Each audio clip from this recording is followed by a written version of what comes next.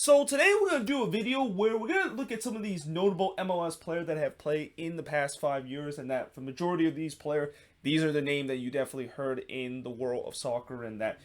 these are kind of also the names that a lot of Euro stubs continue to say that MLS is a retirement league, because you see a lot of these well-known players that decide to come to MLS to collect their last paycheck, though in some cases, some of these players aren't actually those kind of player, and some actually does fry in MLS, and that there's always this kind of discussion of whether if these kind of player that is near the twilight of the career and they come to MLS, whether or not if they're going to be successful or not. Well, in terms of the stats itself, some of these players has found success, but as I said many times before, there's a reason why the league has now moved away from only signing these well-known players to play for their team and hope that that is a successful way to build a team. Because I think, if you look at back in when it was MLS 2.0, back in like the mid 2010s and stuff, that of course would work out. But as I said, now with MLS being at 3.0 and the league is basically focused on youth development and also getting a lot of good players either from South America or in some cases in Europe, develop them to be a decent player and eventually sell them off of a profit. But like I said, that doesn't mean that there are still no more of these kind of well-known star player from Europe that decide to come to MLS for a last paycheck. In fact, the purpose of me making this video is mainly due to focus on some of the big arrival that is coming into MLS in these past couple weeks and are about to make their debut. So guys like Lorenzo Insigne, Gareth Bale, Giorgio Chellini, and in some extent Hector Herrera. Those are some of the most well-known players that you have heard of before that is going to be coming into MLS. And that, again, it's going to be a video where I'm going to look at these 10 players and how they do in MLS when they came into the league. So we start off with the first player, and the first player is Chicharito, who of course came into the league in 2020 and is one of the 4 players that is on this list that is currently active in terms of players that I feel like a lot of people have known him before he comes to MLS, and that he was one of those big signings. Also one of the many big signings the Galaxy continue to make in order to not get butts in the seats, but also to continue to prove that this is the destination for a lot of big name players to come to play for their club. Now, for Chicharito, he of course just played his 50th game in the last game against Montreal, and so far he started 43 of them and scored 26 goals and assisted 3 goals. Obviously, he's more of a poacher, so it's not a big surprise that his assist number is not very high. And in terms of the goals number, I mean, people forget that back in 2020, when he came into the league, he even admits itself that was probably the lowest point, not only in his career, but also in himself too. Like, he was going through a mental depression kind of state, and that 2021 season completely changed, in that he scored 17 goals that season, and this season he continued that good form that he had last year with him scoring 7 goals. And that, I also feel like last season when he scored those 17 goals, if he didn't get injured in the middle of the season, he would definitely want the Golden Boot, because before he actually got injured, he was the hottest number 9 in the league. He was the guy that was just unstoppable, and that, unfortunately that injury kind of hampered him in the latter part of the season, where he didn't score as many as he began in the first half of the season before he gone down with an injury. But still, a very respectable number, and he's continued that heading into this season. Then you got his Mexican compatriot, Carlos Vela, who of course have played the most, or actually not the most, because there's actually one player on this list that have played more than him, but he is actually the most in terms of current active player that is on this list, playing 102 games while starting 90 of them, scored 63 goals and assisted 41 goals, and he has played for LAFC from 2018 now to present, and at least till 2023 because of him signing on that new contract. And there's really not much I have to say about Carlos Vela that hasn't said a lot. He is definitely one of the most elite player in this league for the past couple of seasons, and although his numbers is kind of dipped a little bit in these last couple of seasons because of injuries that he dealt with, we will never forget that 34 goal season that he had in 2019, and how he basically turned into prime Lionel Messi in MLS, with him not only scoring goals but also assisting with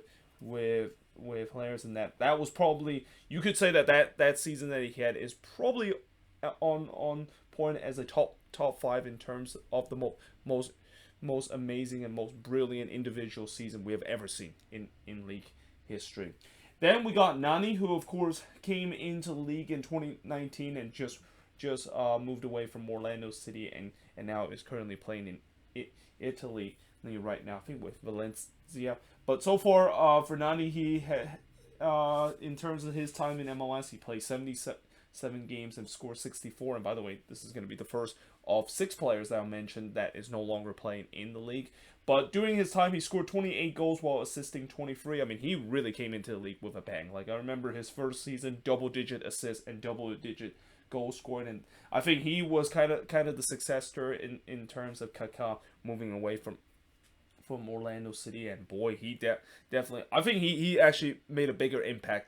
for Orlando City than what Kaká did, because while Kaká was a well-known name, you know, and he definitely did some good thing for Orlando City in terms of it teams wise, you know, he never really got that Orlando City team to be a playoff team. That of course is different for Nani, who has really, I think even last season before he moved away, he was still making a huge impact to this Orlando City side, and that it's not a big surprise that Orlando City is struggling right now, especially on the attacking end, knowing the fact that they move on from Nani just this past season. Then we get to number 4, and this probably is number 1 in terms of the list of the most notable MLS player that came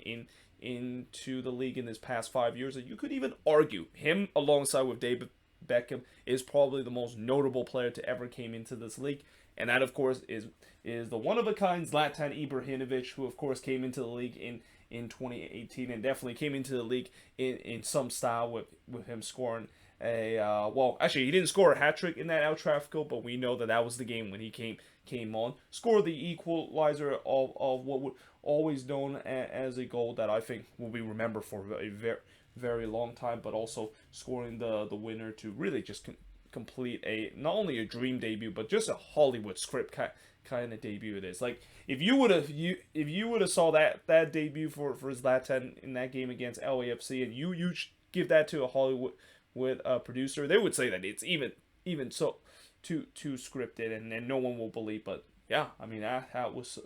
something that I think, you know, of all the good things that Zlatan has done for the Galaxy, that is definitely going to be the moment he's going to remember the most, of the fact that, yeah, he's definitely arrived in MLS with that big of an impact. But during his time in MLS, he played 56 games and started 53, and during those 56 games, he scored 52 goals in those 56 games. Easily, I think the most in terms of the goals and play number. I mean, I know Carlos Vela is pretty close in terms of it, but, you know, Zlatan was averaging almost a goal every single game, and he also assisted 17 and played for the Galaxy between 2018 and 2019. And it's kind of also such a shame the fact that he you know, he only played 2 years in the league, because, you know, I would definitely love to see Zlatan play for these next couple years or a couple more years, because of how he was not just a character, but also what the impact he has with the league. Because I mean, he really put the league on the map with the way that everybody was talking about this league, especially that game that he had against LAFC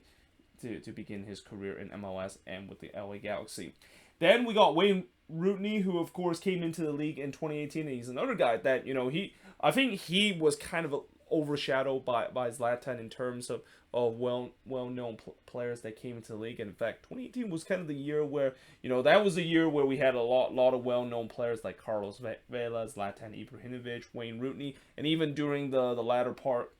of David Villa and Bastian Schweinsteiger's career, which we'll definitely get to talk about their career in MLS. But yeah, Wayne Rooney is one that, you know, I think it's kind of overshadowed because of Zlatan coming in, but nevertheless, you know, he was able to score 23 goals in the 48 games that he played and the 45 that he started, and assisted 15 and played for DC during 2018 and 2019. I think his debut season will always remember the most impact one, because his latter year, you know, he definitely started to kind of show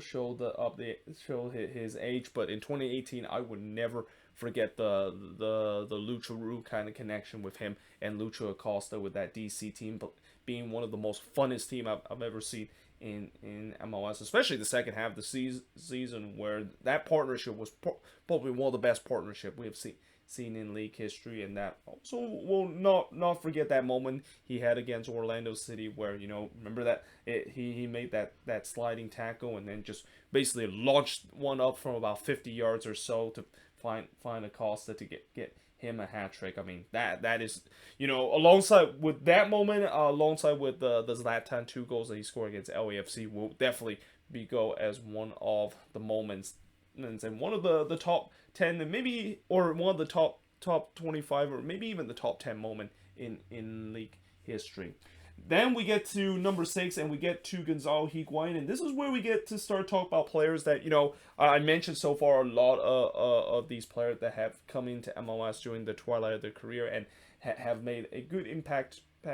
in the league, and also have performed relatively well, despite the fact that, none of these guys so far, and it's kind of surprising to say, but none of these guys I mentioned have won an MLS Cup. And again, this reiterate what I said about how the league has now moved on from what it was a couple of years ago, where this is what teams want to have so that they can make an MLS Cup run. Nowadays, this is just more for just kind of marketing reason and getting fans interested in the team, rather than something that you want to have in terms of a player that could make an MLS Cup run. Though you could argue that Carlos Vela could be a guy that I think out of all these players, he might be the only guy I can say that, at least LAFC kind of got it right with him being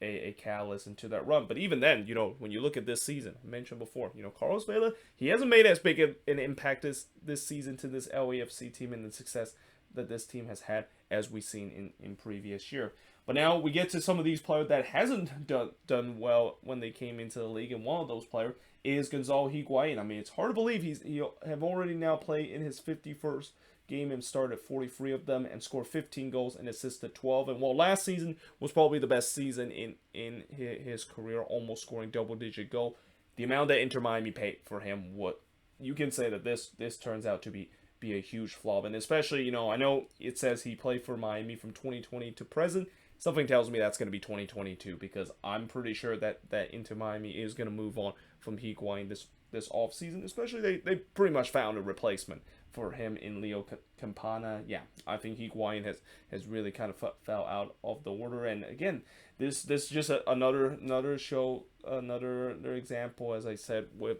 it doesn't, just because you sign a well-known kind of player doesn't mean they always make an instant impact. And that goes the same with the next player, with Alexandre Pato, who of course have played 19 games and started 11 of them, but only scored 3 goals and 3 assists during his time with Orlando City going back to 2021. And Pato, unsurprisingly, he's been having an injury issue, as it's pretty much the case for his entire career. But again, a guy that is not making the same impact as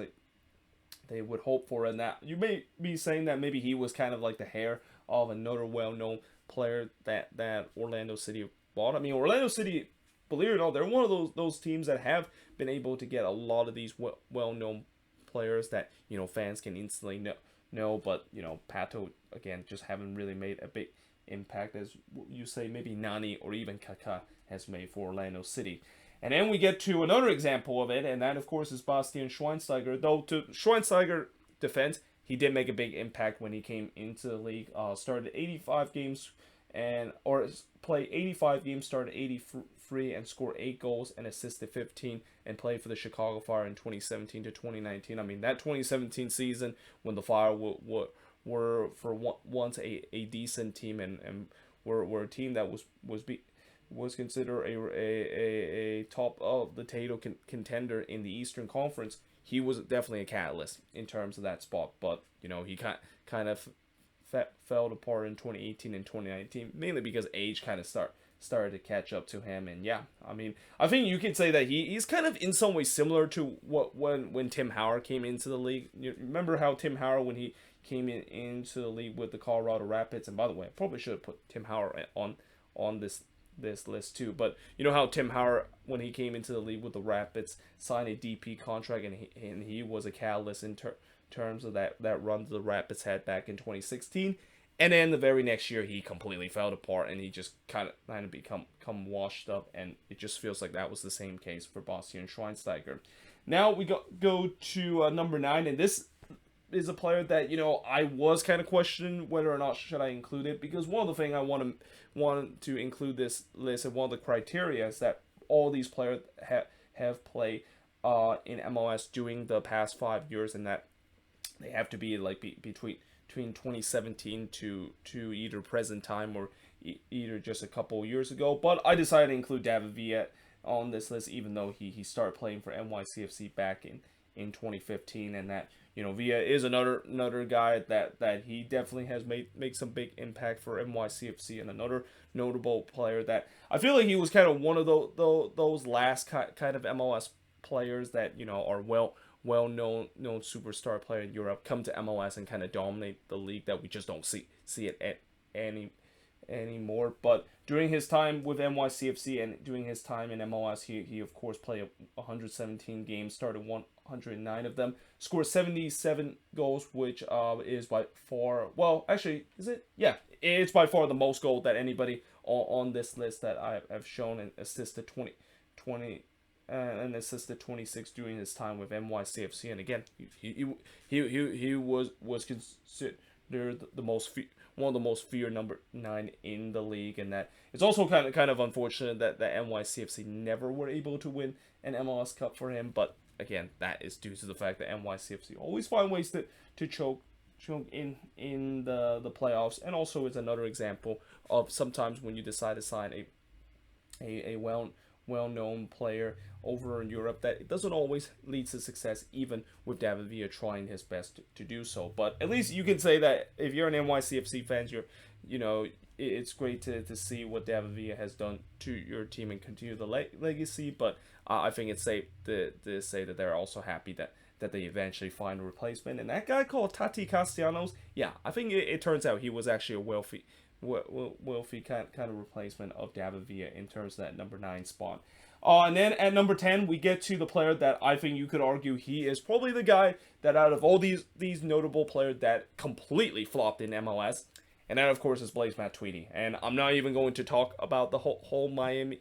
sanction situation, because again, like I said, I'm pretty sure Inter Miami fans are probably tired of me mentioning it. But yeah, Matuidi was the center of that, and during his time in MLS, I mean, I wouldn't say as big as a flop he is. I wouldn't say that he played terribly. I mean, there's times that he actually did well in MLS, but there was, when you look at how he played during his time, you can clearly see he just completely fell off of a cliff, and that it's hard to believe. This is a guy that was part of that French World Cup winning team in 2018, and was still at the peak of his power with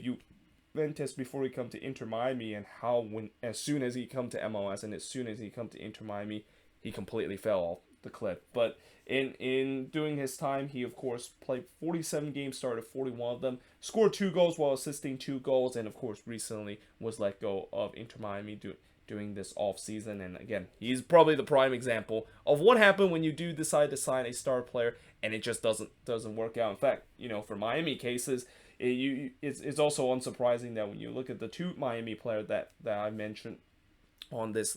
list, and how both of them hasn't really quite worked out, and hence this is why Miami is started moving away from just decided to kind of go star chasing in terms of these well-known name, and decide to hope that of course work out and get the fans into the stadium, when it clearly it hasn't worked out for them. But yeah, you know, overall, you know, when you look at this list, there's been a lot of well-known MLS players that have played into the league, and there's no doubt that as we head into the future, and even in present time, as I mentioned, with the likes of Insigne and Bale and all these other players that is coming into MLS now, we're going to see more well-known players that's going to be playing in the league. And even in a pipe dream, we might eventually see Messi come into the league, or even Cristiano Ronaldo playing in this league in the near future. But if there's one thing that I've also will just kind of close in terms of doing this video, is that it is pretty clear that the league is no longer in a situation where it should be just labeled a retirement league, because as I mentioned with all these players, none of these players win MLS Cup. Most of these players didn't even make a lot of impact to their team when playoff time has come, and that it is pretty clear that now the formula of winning MLS Cup is hopefully you can get some of these young players and get them to develop, build a decent team so that you can make it to MLS Cup and not just go with some of these well-known players that you know that they were good during their prime, but maybe past their glory years, and that they're not going to at least most of the time not going to showcase that when playoff time of course does come. But either way, hope you guys enjoyed this video. If you do, make sure you guys see a like, smash the subscribe button. Let me know in the comments below what do you think of this video, and let me know also in the comments below what do you think is any notable MLS player in the past 5 years that you know that came into the league that probably should have belonged in this list. I mean, there are definitely some honorable mention. I mean, as I said, I think you could have even added Sebastian Giovinco onto that list, and even Alejandro Pozuelo onto that list too. Or even if you go back to what I've talked about, how players that didn't start playing before 2017, there was a lot of well-known player that played like during the 2015 and 2016 time. Guys like Steven Gerrard, Frank Lampard, Andrea Pirlo, all those guys that have during that period that you could have easily argued that could be on this list if I would go into a criteria where I decided that all these players needs to play after the 2020, or all these players came into MLS after the 2017 season. But until then, hope you guys enjoyed this video. If you do, make sure you guys like, smash the subscribe button, and yeah, I of course will see you guys next time.